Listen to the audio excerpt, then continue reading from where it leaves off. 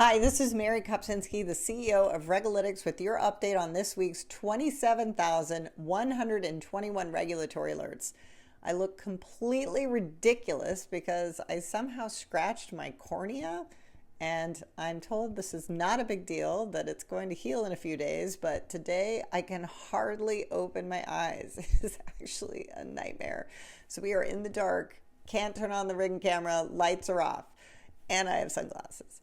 But it is not going to stop me from getting you your regulatory updates, which thankfully are in audio, so you can just listen if you can't see like me. But before I get started, I do want to wish a very happy birthday to two extremely special people to me. One is my mother-in-law, Jan Kopczynski, and the other is my longtime mentor in all things financial services derivatives, Steve Cruft. Both of them are having a milestone year at 75 years of greatness. So happy birthday to the both of you. And back to our regularly scheduled programming. The regulator of the week is the White House. This is one of those weeks where understanding how regulation happens matters more really than who has jurisdiction. But we're going to start with the NDAA, the National Defense Authorization Act, which was signed, and I talked about this last week. Every year there's Easter eggs in it, where it's just a massive regulation comes out of it. And there was one Easter egg on our artificial intelligence that did not go through. And this is the second time. It didn't go through the one big beautiful bill. This is the 10-year moratorium on states passing artificial intelligence regulation. So instead, the White House moved. President Trump issued an executive order that has a few components. First, it gives us the why.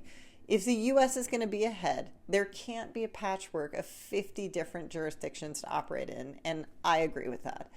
But the way he's going about it wouldn't be my first choice. I'm generally nonpartisan in this video, but I do have strong opinions on effective regulation.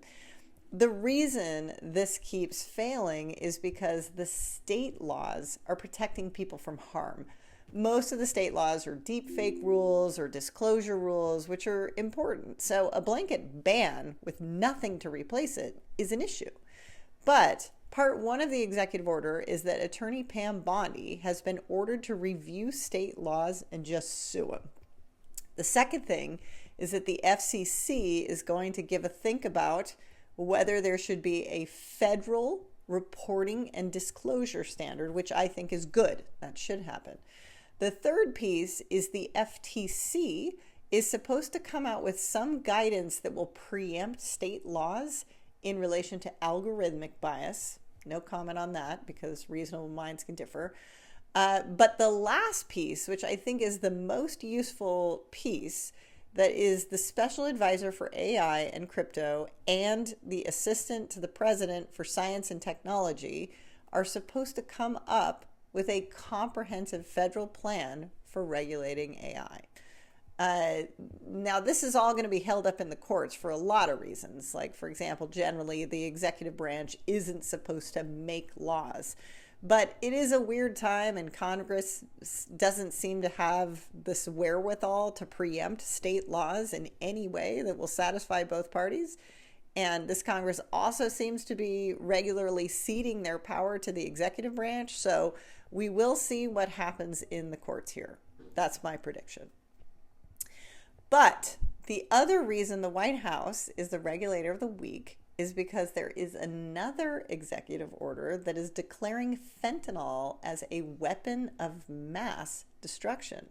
Presumably, this means the Department of War, formerly the Department of Defense, has now wartime protections for some of the actions being taken on these Venezuelan boats that have been blown up lately. The topic of the week is the INVEST Act, which just passed the House. At a high level, it's about capital formation, which is making it easier for companies to raise money and for investors to participate in private markets. I will tell you that the North American Securities Administrators Association, which is basically a club of state regulators that pass and enforce securities regulations at the state level, wrote a letter to Congress saying that it should not be passed as is. I did skim the 64-page bill It proposes things like letting startups offer securities freely without having to register if it's at an angel group meeting, for example. And I think that's very reasonable. And it happens all the time anyway. I can't even tell you how many demo days where I've gotten chastised by the organizers for not saying how much capital I was raising and in what format, even though I told them it's technically illegal and against the law. But, c'est la vie. The INVEST Act is also proposing a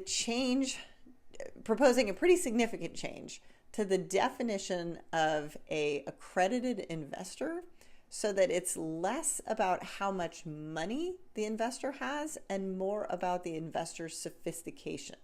So in theory, you could be poor, but you can invest if you're smart enough. So that's a real shift in thinking. Either way, these are important things to watch. And if you don't have something like RegAlytics to help you, you're already behind. So call us, because we can make sure you are up to date on everything that matters to you and your business, even if you scratch your cornea and can hardly open your eyes. And that's it this week for RegAlytics. We have the global supply chain of all of the world's regulatory alerts in one very easy to use place. If you need a solution for anything related to regulation, give us a call.